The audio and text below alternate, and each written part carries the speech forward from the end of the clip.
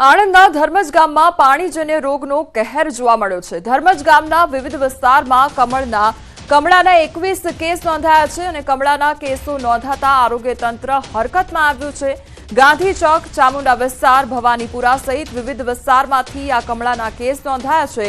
આરોગ્યના ઉચ્ચ અધિકારીઓ રોગચાળાને પગલે ધર્મજ દોડી આવ્યા। રોગચાળાનો ભોગ બનેલા દર્દી અને વિસ્તારની મુલાકાત લીધી। रात में सबसे कम मिनिमम टेम्परेचर जहाँ पे रिकॉर्ड हुआ है वो नलिया 15.5 डिग्री सेल्सियस। और फोरकास्ट की बात करेंगे तो अहमदाबाद के लिए मिनिमम टेम्परेचर 20 डिग्री सेल्सियस का मिनिमम टेम्परेचर का फोरकास्ट है और मैक्सिमम टेम्परेचर 35 डिग्री सेल्सियस के आसपास रहने का पूर्वानुमान है।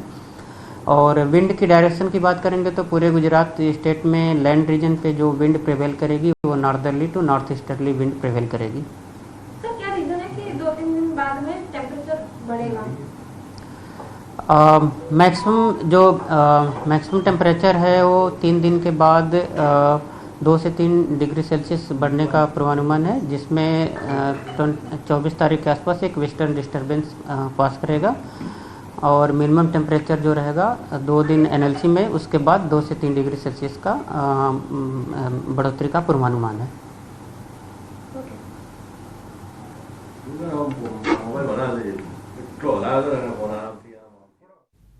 तो हवामान विभाग द्वारा आगाही करवामां आवी छे। तापमान વધવાની શક્યતા વ્યક્ત કરવામાં આવી છે। આગામી 2 થી 3 દિવસમાં 2 થી 3 ડિગ્રી જેટલું તાપમાન વધવાની આગાહી કરવામાં આવી છે। તો 2 દિવસ બાદ ગરમીનું પ્રમાણ વધશે તે પ્રકારની આગાહી હવામાન વિભાગ દ્વારા કરવામાં આવી છે।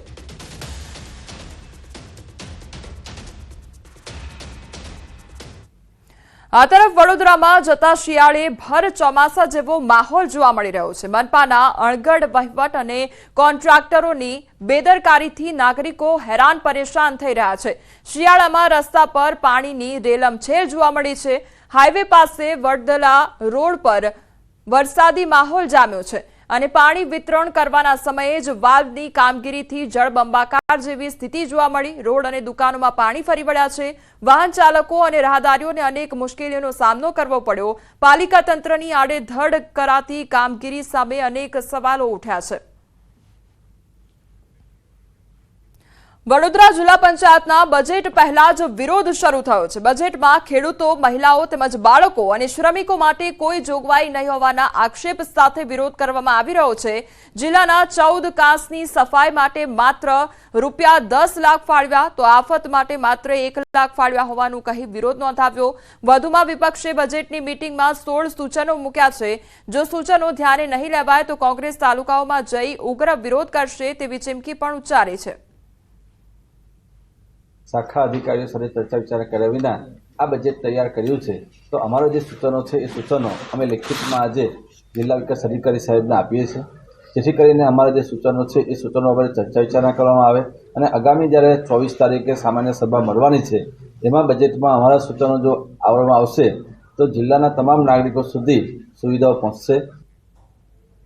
અમદાવાદના ગોમતીપુરમાં મેગા ડિમોલિશનની કામગીરી હાથ ધરવામાં આવી છે। એક સાથે 120 કોમર્શિયલ એકમ અને 45 જેટલા રહેણાંક મકાનો પર બુલડોઝર ફરી વળ્યું છે।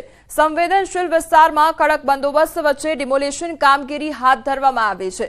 તો 120 જેટલા જે ગેરકાયદેસર મકાનો હતા તેના પર બુલડોઝર ફરી વળ્યું છે અને 120 જેટલા કોમર્શિયલ એકમ તેમજ 45 જેટલા મકાનો તોડી પાડવામાં આવ્યા છે। રહેણાંક મકાનો જે 45 જેટલા હતા તેમના પર બુલડોઝર ફરી વળ્યું છે। સંવેદનશીલ વિસ્તારમાં કડક બંદોબસ્ત વચ્ચે ડિમોલિશનની કામગીરી હાથ ધરવામાં આવી છે।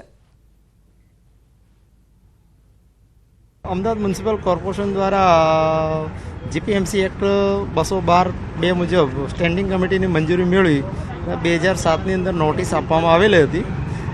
આરડીપીની રોડલાઇનની નોટિસ આપવામાં આવી હતી। 120 કોમર્શિયલ બાંધકામ છે અને 45 રેસિડેન્ટ બાંધકામનો અમલ કરી રહ્યા છે। પ્રોસેસમાં અંદર હાઈકોર્ટ મેટર થયેલી હતી અને હાઈકોર્ટે જજમેન્ટ 2008માં બી આપેલું હતું અને તાજેતરમાં બી નામદાર કોર્ટની અંદર પિટિશન કરવામાં આવી હતી, એમાં બી હાઈકોર્ટે ચુકાદો આપેલો છે અને એ અન્વયે કામગીરી કરીએ છીએ।